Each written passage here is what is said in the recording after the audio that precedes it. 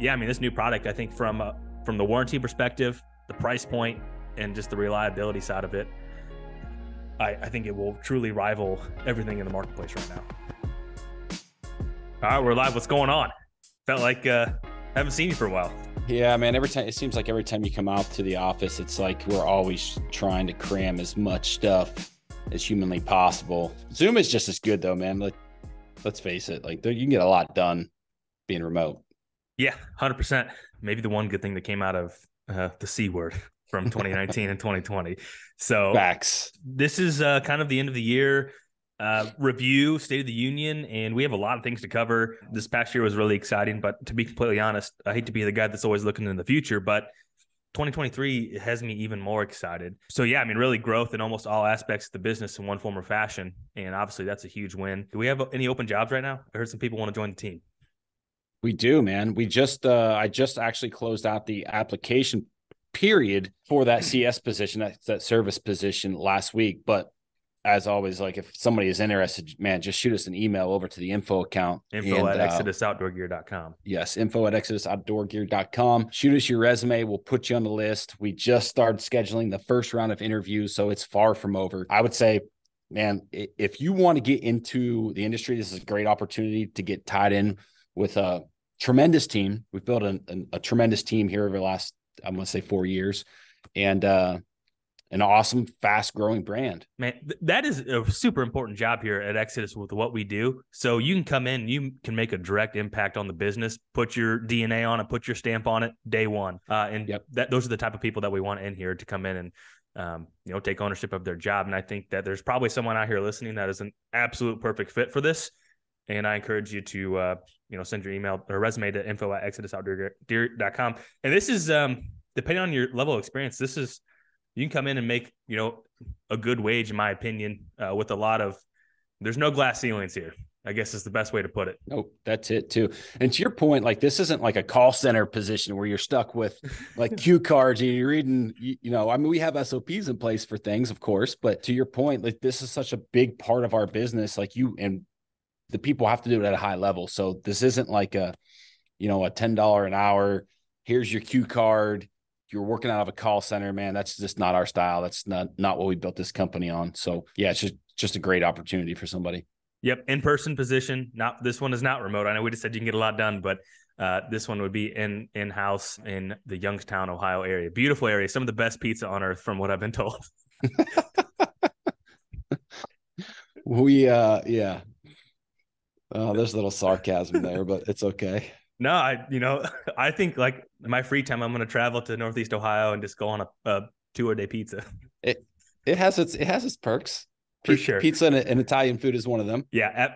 Honestly though, yeah. Anyhow, before we get into everything else, I mean, any buck updates, we just had a really good cold front roll through. I'll tell you this, the buck that I've been referring to on one of the farms has been like late season waiting for him to show up, literally get in the car, hour down the road, daylight on a mock scrape I made. So he's there, and he's actually been in. That was the only daylight picture I've had of him recently, but he's starting to show up more. That was last week on your way to the office? Yeah, I had 3 different bucks I would show up on camera when I was in Ohio. Man, how does that work? I swear they know. Well, I pushed the trip back too because I wanted to have muzzleloader season here, and we had 50-degree weather. Like I've said before, muzzleloader season in Illinois is not what it's cracked up to be. I mean, at least the last couple of years. But that front rolled in. 2 bucks that my top 2 bucks I want to kill were both killable. Actually, the same day, one in the morning, one in the evening, like right before dark. So we still have a good cold front rolling in. So I'll be prepared this time. How about you? Did they show up on food? The evening one, yeah, did show up on food. The other one, I didn't even check the wind that day, but my guess is he's probably going back to bed. So, but deer's really random. But last year he showed up, this time of year. And whether Byron Horton wants to hear it or not, I'm going to go and plaster that place to sell cameras and try to put together a plan because that deer is, more than kicked my tail this year. Yeah. Did they show up? Did you have renders in there? Or did you have the new rival cams in there? That was a render. Yep. So that was a render that I set up when did I set that up in? August. Solar panel. Have not touched it. Period. Beautiful. Beautiful. Exactly what you want. Sensitive area. A lot of the sets were like that. So yeah, that was good. And then the other one was render as well. Yeah, things are looking up here. I like killing bucks and pushing that goal higher in November was really challenging for me. A good challenging of growth is a good way to say it. You know, like if you're not uncomfortable, you're not growing. I was very uncomfortable passing some of those deer. That's right. But I'm going to stick to it, and I'm pretty excited. Actually, a new buck showed up at my house here, and I got 10 acres of beans. So he's a mature, kind of just a scrapper, right? He's missing his G2. He'd probably score 125 inches, but he is mature. So that has me excited too. So I have deer to hunt. I have nothing to complain about. How about you? In Ohio, no new updates in Ohio. I've yet to make a sit in Ohio in 2022. That's not going to change as we count down to New Year's. As far as Iowa, I still have that tag in my pocket, and that from the beginning, Idaho and Iowa were the two focuses this year. I just talked to Austin last week.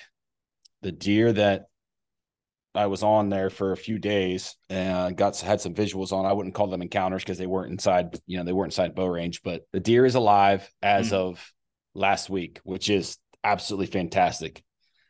Late muzzleloader season comes in, I believe, tomorrow, the 19th or 20th. The 20th, I think it comes in, and then it goes to January 10th. So right now, I know that deer is alive, and I'm just trying to work out my schedule to I could get a few days to go back, preferably around the cold front. I'm hunting his home farm there. I think his dad owned that piece originally, and he bought it off him. Whatever they call it, the home farm. But they have food. Austin has done a tremendous amount of work there on that parcel. I mean, going back a few years ago, it's basically just some 40-acre fields with fence rows and ditches. And they've planted like 70,000 some odd trees, a bunch of switch planted. How old are those trees? Food plots. You think? I think they're about 12 years, I think. Sweet spot. What he said when they started the plant, I think it was about 12 years ago. And of course, they didn't do all that in 1 year, right? Yeah. So there's different stages of growth there. But anyways, that's where that deer's living. He's still alive as of last week. So I'm just trying to get my schedule worked out to get back there around a cold front. And there's one rolling in this weekend too. And it's like, I'm not going to I can't leave the kids at home over Christmas weekend to go hunt deer. So pretty cold. Yeah. Single digits. Yeah. Well, cold really for your family if you did that too. Yeah. But, figuratively. And that's interesting too, because I think warm season grasses gets a lot of hype. And I think it's because it's a quick fix and quick in terms of, 3 years, you can have a lot of cover really fast. Yep. But then a lot of the people and a lot of inquiries and some of the farms I've walked, those new tree plantings are always just absolutely tore up a sign. And that's what I plan on.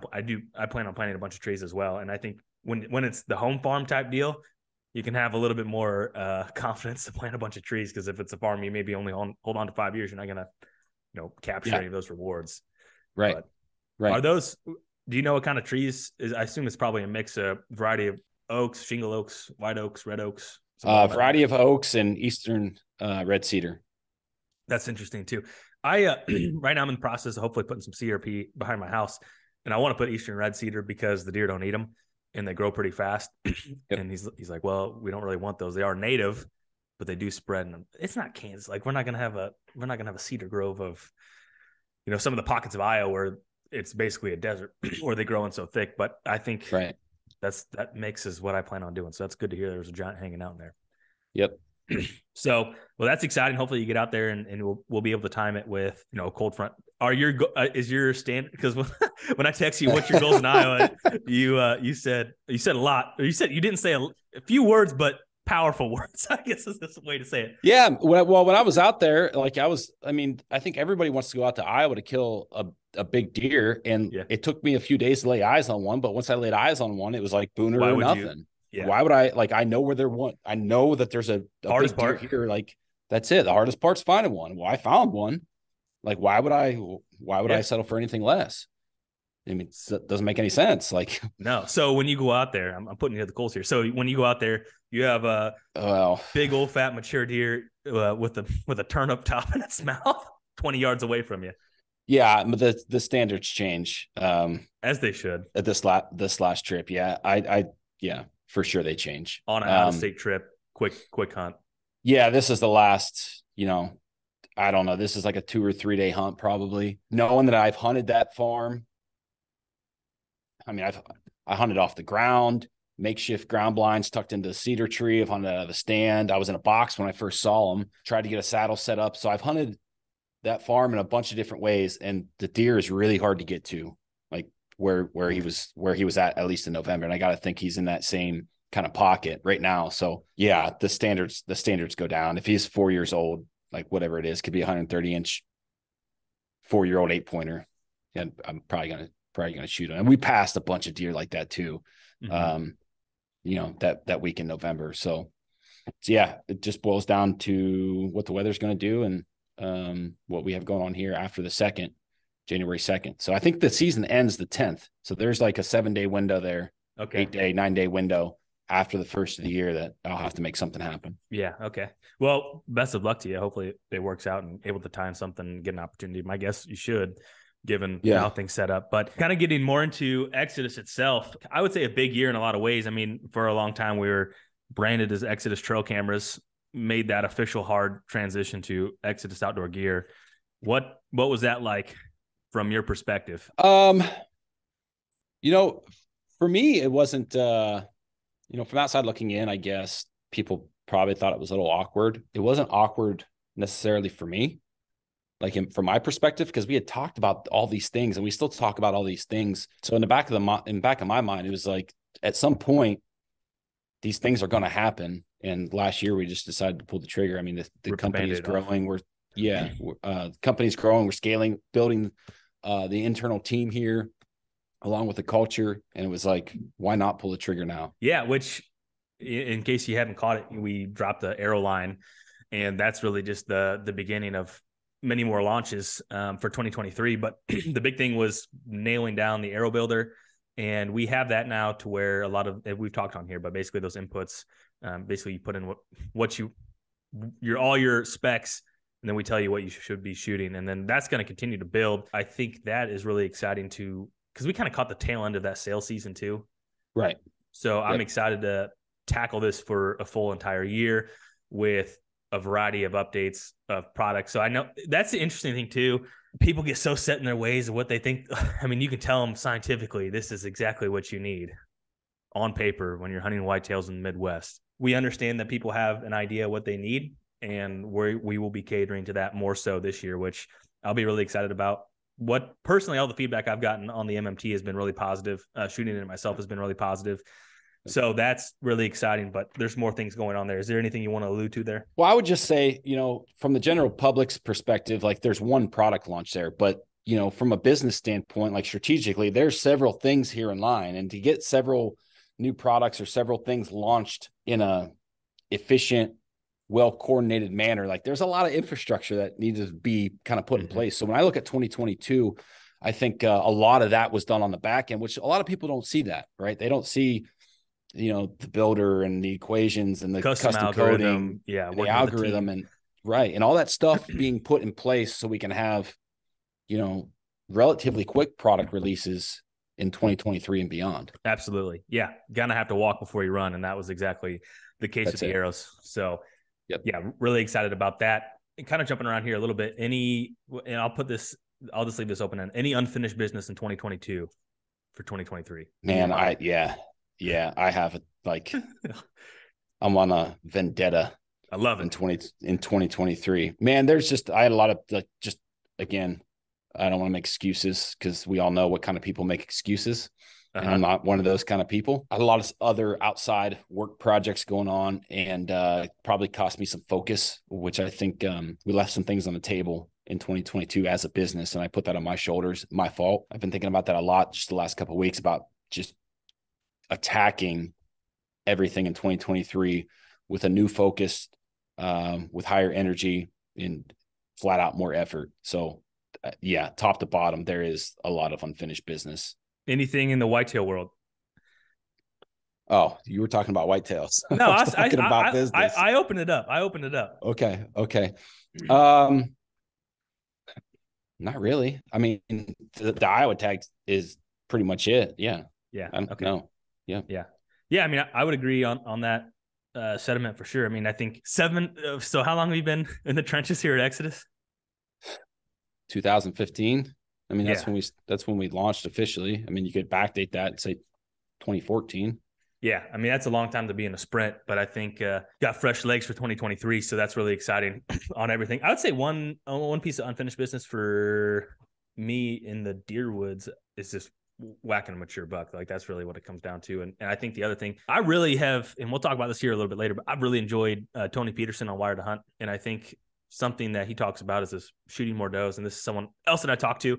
My goal really for the rest of this season too is to whack some more does with my bow and just really, because I've, knock on wood, typically I've done pretty well in the moment of truth, but I catch myself rushing shots now or not having enough mental focus when I really need to where the opportunity is fleeting in my mind, but in reality, there's more time there to make a better shot. So I think that's something that everyone probably goes through at some point. And that's my biggest frustration from this year is just gritting down and making the most of the opportunity and not rushing it. And so even the doe I shot with my muzzleloader, I mean, I smoked her, but I still felt like I rushed it when I went back and replayed it. It was a 40-yard shot with my muzzleloader. Like, you can't, I mean, you can mess it up, but you really can't. But I didn't aim small, miss small. I just aimed for vital, squeeze the trigger, and the deer died, which is okay. But I think that's something that I need to work on is just picking a specific spot and executing the shot. So in order to get those reps, I mean, I think whacking some more does is a good idea because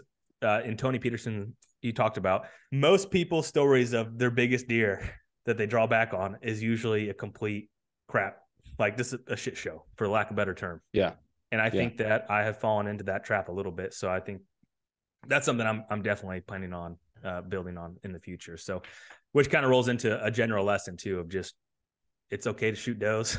I think that's been somewhat a art form that's been lost, which Tony talks about a lot better than I can. But what about any lessons that you learned from the deer woods this year? Yes. So even with limited hunts this year, you know, there's this whole, and I've been guilty of this. Okay. Like, it's harder to hunt public land than it is private land, right? Like, everyone has that kind of mentality. Anybody can do it on private. Go do that on public. Right. And you're smiling because you know exactly what I'm talking about here. And I think they're both unique in their own set of circumstances. Like, if I was out on public ground in Iowa and I saw that deer, I could just go do whatever the hell I wanted. And if I bumped him, if I was on a big enough piece, like, I just find him the next day. But when you're on 120 acres and the neighbors have pressure, like, you do have to be a little careful. You just can't go burn through that property and put boots to the ground. I mean, yes, you can scout, but you have to do it in a certain manner. So I think, you know, locating a big deer on private in Iowa and knowing that other people knew of the deer presented me with a unique set of challenges. Like, I just can't go do whatever I want, you know, spot and stock. I just couldn't go, like, uncuffed, lack of better terms, because I wanted him to stay on that piece, kind of like live to fight another day with kind of that mentality. And that's the first time I've really ran into that probably since 2012. So it was kind of, I don't know that it was like a totally new lesson, but it was, you know, brought back to top of mind. Like, hey, this isn't as easy as, you know, what we make it out. And again, me being guilty of that, like, it's not as easy as what people make it out to be. Mm-hmm. That's, I mean, the one of the encounters I had with a really big deer, I knew, like, I was hoping there's probably a 90% chance he's going to go off this washout and go on the neighbors 60, 70 yards away from me. And there's maybe a 10% chance he comes in a different way. I mean, obviously he did the 90% thing, but, like, knew exactly where I saw where the deer area where he went and bedded, pushed down. You know, he's 50 yards away at one point on my side. And then sure enough, he does the same thing. And like that's something I battle often. It's like, you see the terrain features of what you need to do. With, like, if I could just be, even if I could have just pushed another 10, 15 yards and been in a different tree, the tree I really wanted to be in, deer's dead. But I think, and that's a permission parcel too. So I think that's maybe one benefit as a private landowner, and you can hopefully try to build off that after you recognize that. But that's something, sometimes the grass is greener on the other side because you can see it. That's right. It's not always that way, but yeah, it's sometimes I feel like you're, I don't know, your hands are kind of tied in terms of, you know, where you need to be, you know, where they're at. That's right. But there's nothing in your power that you can really do. I mean, you can try to get creative to call them, but if they're not receptive to calling, then you get to watch them. You get to have a good encounter. Yep. Just different set of circumstances. And it's the same Same game, just the rules are a little bit different. Yeah. And the other thing too, I think we'll save that for later. Well, we can dive into this. So what was what was your favorite piece of content in 2022? Oh man. It could be whitetail or it could be anything. What was yours? Let me put some little bit of thought into this. Yeah, I would say there's a lot of, I mean, there's so much great content getting put out there. I mean, I think that this whole space has really matured pretty quickly. And so a lot of these folks that you would have to seek out and find what podcasts are on and kind of cobble all this stuff together. It's a good place. It's a good time to be consuming a lot of whitetail content because there's a lot of good whitetail content. But I just really, I'm a wired to hunt guy. I mean, how do they do it at the highest level? And I think it's sometimes annoying when people throw flack at them, but Mark laid the pavement for all of us, whether we want to acknowledge that or not. And I think sometimes they're like, well, I can't listen to that. It's so boring. It's the most thoughtful, in-depth information that I can find that is similar to my hunting strategy or hunting style. And the other thing I really liked is just the foundations from Tony. So much of everything is the fundamentals. Master the fundamentals, master that 80% skill set, and develop the remaining 20 on your own accord and put your own twist to it. But I think we all want to be tweaking the 20% when really we should just be listening to the Foundations podcast and be like, yep, I knew that, but I needed to be reminded of it. So I would say that's something, just like remembering the fundamentals.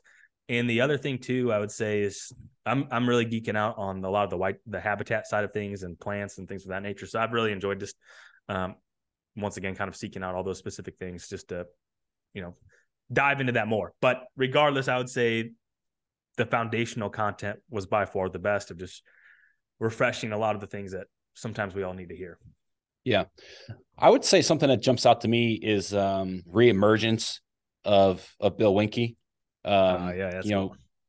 Like just, being out at his place, meeting him in person, getting a feel for how intelligent a person he is, both in the deer woods and like on the business side. And then talking through like what his goals and what his plans were on his new farm, and then watching some of that come to life. I would say that's probably what I've enjoyed the most as far as hunting content. Mm-hmm. And I think probably the, strategically on his behalf, like the absence probably inspired a lot more. Yeah, exactly. It's like your favorite show gets rebooted or something like that, and the show gets better. Yeah. instead of worse when they bring back a cast. Okay. Now, you have the intention of the entire whitetail hunting population right now for 5 minutes. They have their undivided attention is towards you right now. What do you want to tell them? Now, if they listen, that's a different conversation, but what do you want to tell the entire whitetail hunting population right now? Full spectrum of hunting folks. None of us, this comes straight from Jason Michaels. None of us are as good as we think we are. So that would be number one. Number two is nobody really cares about your success. Like, truthfully, I mean, you have a small group of circle of hunting friends. Is it outside of that? Like, is the world losing sleep because you screwed something up or you killed a giant? Like, not really.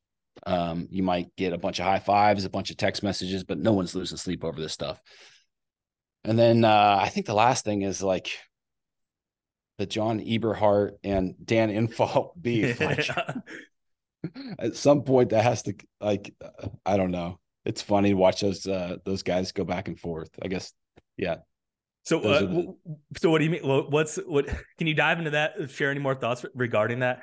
I mean, I don't even really know what it is. So I just catch like glimpses on social of, like the Beast guys and John's approach is a lot different than the Beast guys. The Beast guys approach is a lot different than what John's is. They both work.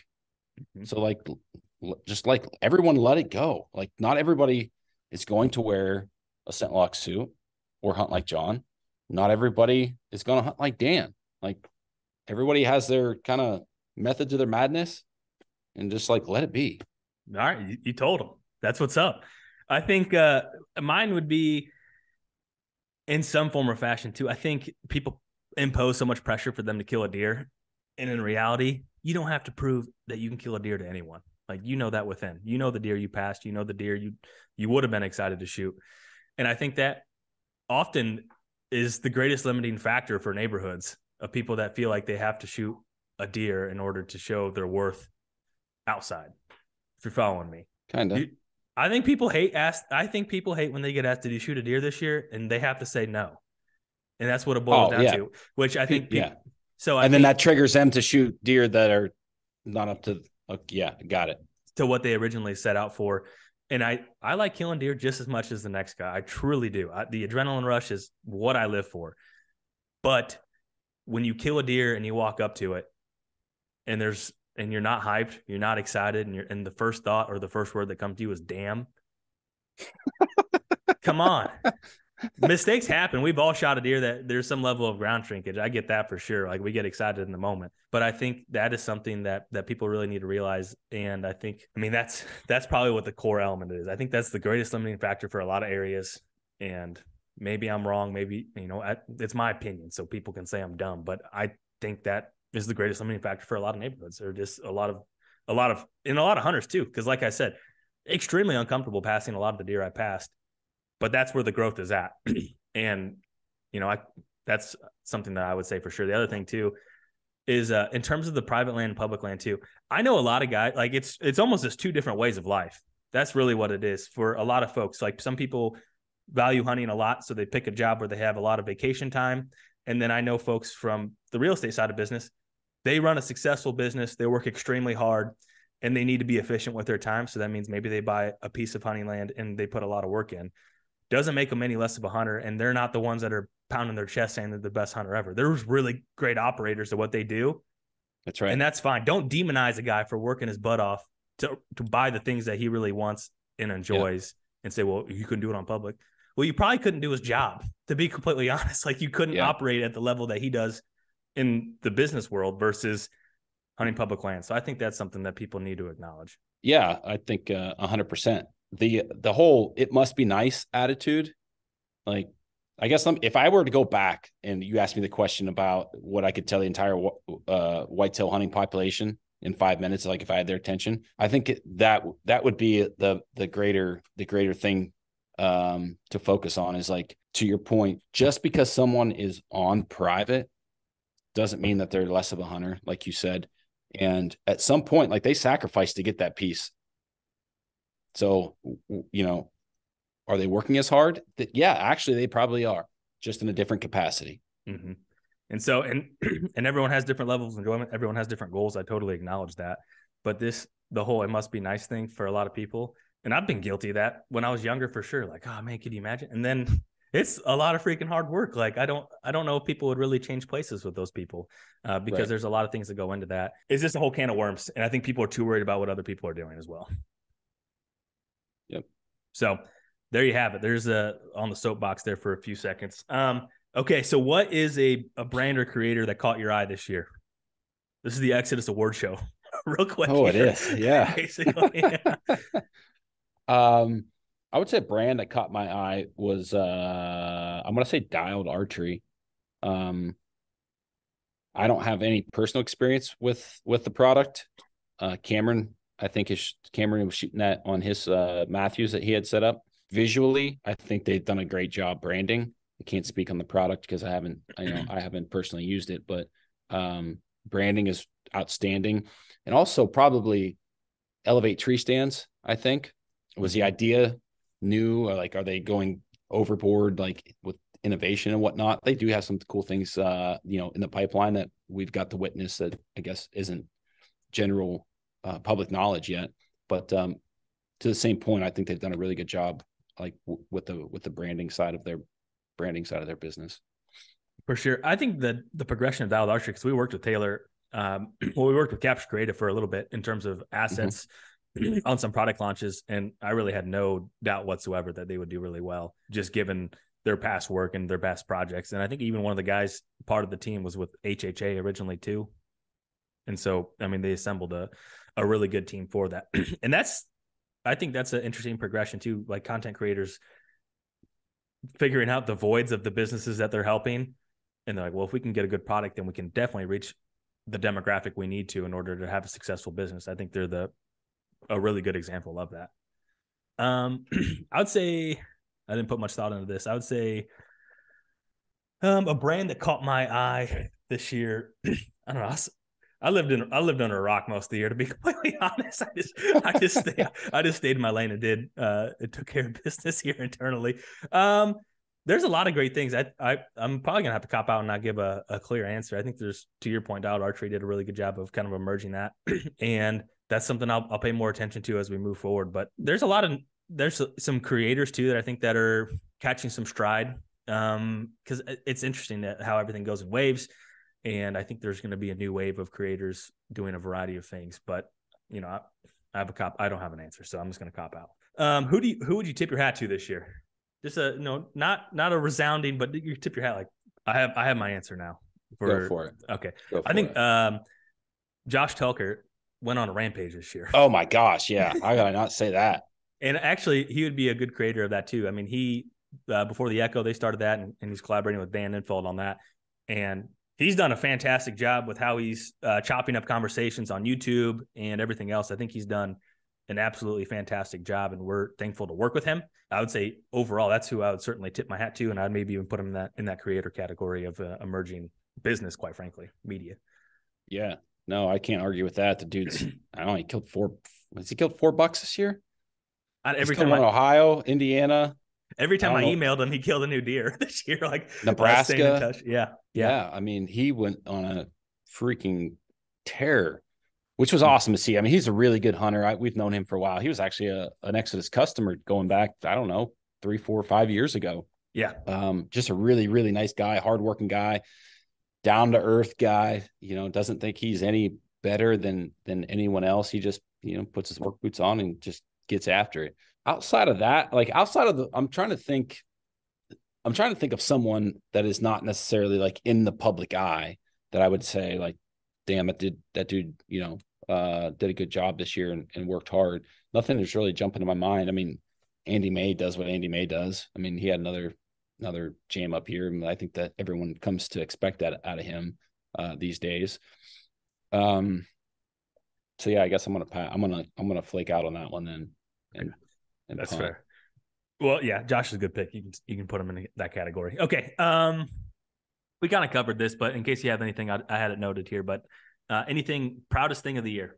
I would just say the infrastructure and the pivot with, expanding into the archery category with the MMTs. I would say that's new website, yep. Internal pivots. Yeah. Actually, you know what? The proudest actually. Seeing the media grow the way it has, like specifically this podcast. I mean, we've been doing this for some years, I think, 2018. Yeah. I think is when we started.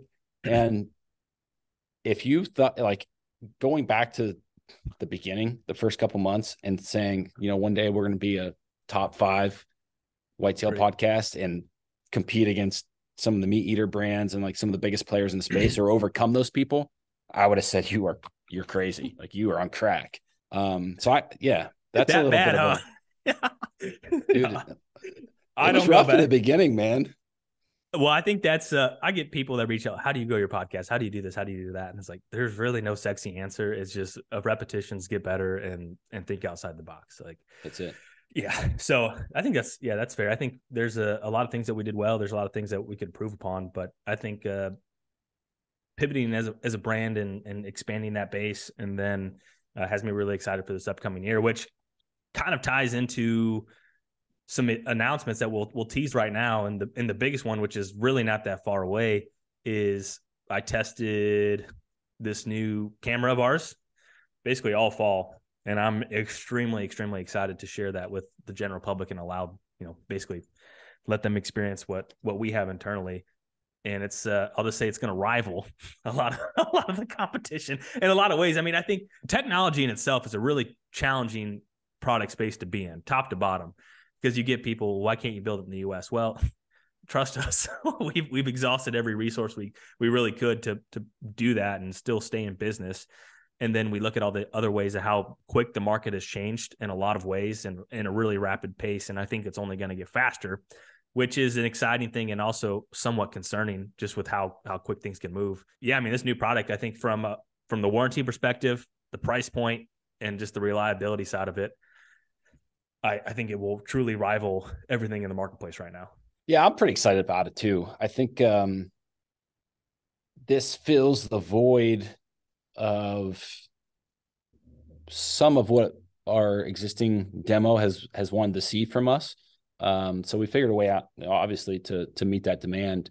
We've had tremendous success with them. I mean, you've probably been running the most. I mean, we have cameras set up here, like office test / test cameras, but physically in the field, I think you probably have the most in the field. And they seem to be, I mean, not seem to be, they are. They're pretty slick little devices. Yeah, it falls under the set it and forget it category, which is the most important thing when it comes to a cell camera to me, which is boils down to just reliability, not having to go in and tinker things. But I think it'll be a little bit different than what some of our customers have experienced in terms of maybe what they expect in some ways. But I would say it's reminiscent of the Trek is probably the best way I could say that. I mean, the Trek's one of my favorite cameras. Does it take better video than Lift 2? No. But is it extremely reliable and I can let it soak? Absolutely. And I think, each camera has its own set of tools and abilities. And this one is that's right. Mass deploy, set it and forget it. And I'm really excited for it. And I ran a bunch of them and had nothing but positive experiences. And I will say just there's a volume factor when it comes to cell cameras too, whether people want to acknowledge that or not. People are wanting to run more volume, and this one will be absolutely perfect for that.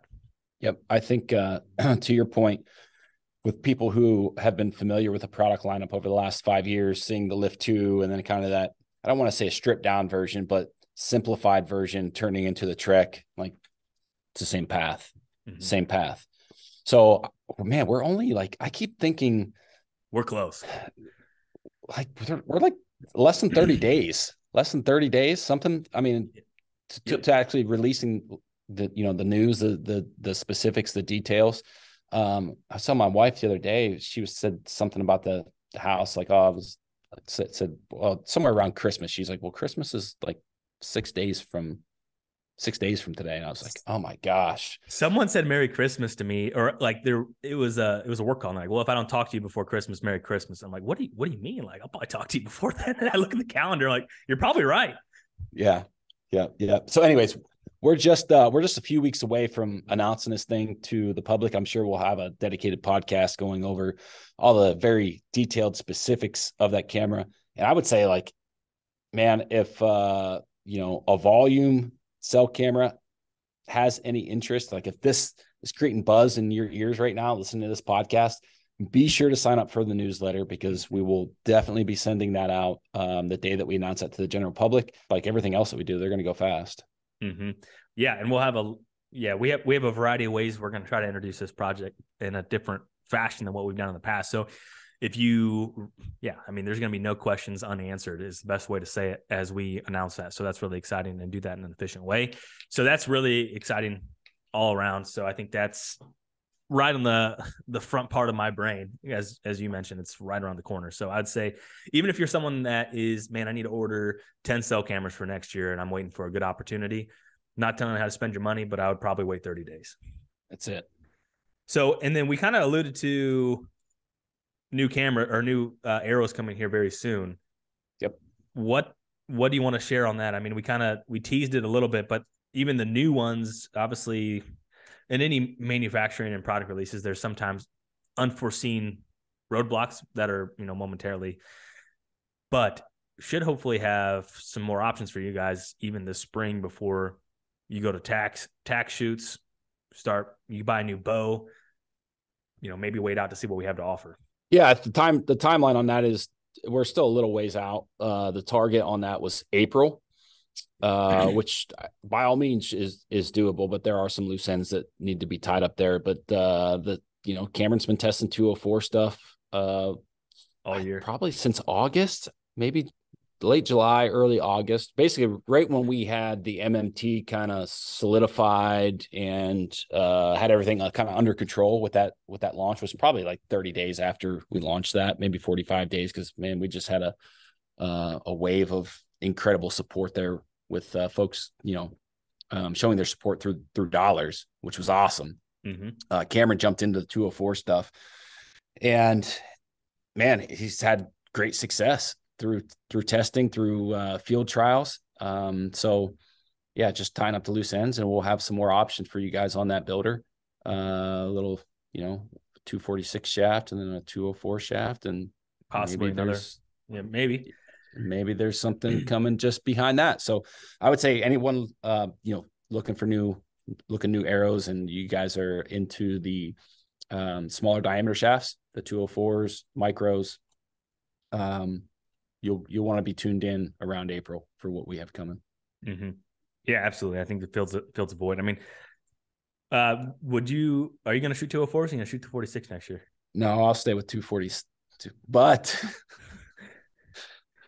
man, I had this weird dream a couple of days ago about going back to an 80-pound bow.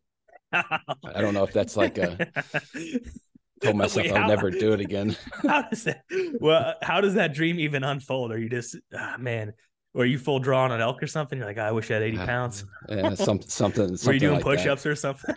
Yeah, I was in a shoot off with Cam Haynes, and we were doing the run, lift, shoot thing. He was calling me the P word. He was calling me the P word because I was shooting a 73-pound bow. that is I wouldn't expect anything else to come from your brain in a lucid dream. Okay. Well, yeah, I mean, I think the essence is here is people are probably thinking like, why haven't they come up with a new camera? Why haven't they come out with this? This 2023 is a very bold answer to all those folks. We have multiple cameras that are planned to get released in 2023 and also multiple arrow launches. So I think anyone that's just kind of like, well, what's going on internally? Well, here's the answer. And it's a giant right hook. That's it, man. Jab, jab, jab, right hook. Absolutely. So I would say anyone. Yeah, we didn't even mention the other camera, which I guess we're a little ways out from that too. But for all the folks like emailing and calling, sending inquiries about standard SD card cameras, because they are still a thing. Yes. We'll have something for you. Just sit tight. I'm extremely excited for that product. Extremely, extremely excited for the standard camera to be released. I think it's going to be awesome. There's a lot of firsts in that model. Mm-hmm. A lot of firsts.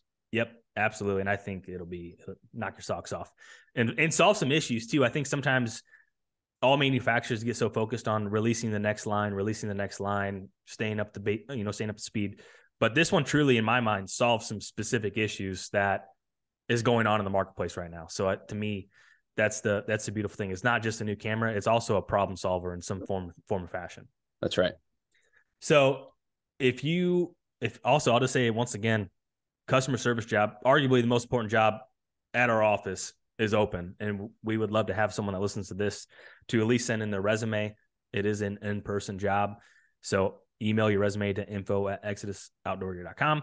And then also we have a suite of content coming out. So we have this podcast comes out on Tuesday. The Lane podcast comes out on Monday. And then we have the Deer Gear podcast coming out on Friday too. So I know we don't really cross pollinate those too often on here, but there's something out there for you guys. If you want to listen to more, I think there's just a lot of good information that we're cranking out with some really sharp people. And then also the short form content with TikTok. What's your take on, do you spend time on TikTok? I don't, not a whole lot. No. I'll get on there. Yeah. Maybe a couple times a week. And it's usually just surf, scroll. This is stupid. I don't like it. Pop off. I think it just doesn't, it's the platform is not for me personally. There's some good educational snippets, and there's also just a lot of junk. Well, there is, but I'm not the 5 to 15 second kind of guy. Like if I go into something, like I want to go into it deep and have a really good understanding of what that specific topic is.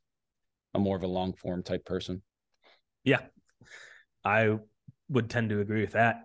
And let's see, I think that's pretty much the recap here. I would say if you are going to be at the Great American Outdoor Show, the biggest consumer show east of the Mississippi, we're going to be in booth 927 in the Archery Hall, the same place we've been for the last 7 years. We're going to have a lot of stuff going on there. Kind of some of it comes down to the timeline, but if you have any questions that you want to hang out at the booth and specifically ask or check out what we have going on, or maybe we'll give you a few inside snippets if you come and ask the right questions. It all depends, all on the delivery. So that's it. I would say hopefully we see you guys in Harrisburg. We'll be there. Anything else? No, just Merry Christmas to everybody. We wish you guys the best. Enjoy your family, enjoy the time off. And if you have a tag in your pocket, man, don't give up. Yeah, absolutely. I would once again just like to thank every single one of our customers, every single person that tunes into this podcast or any form of our content.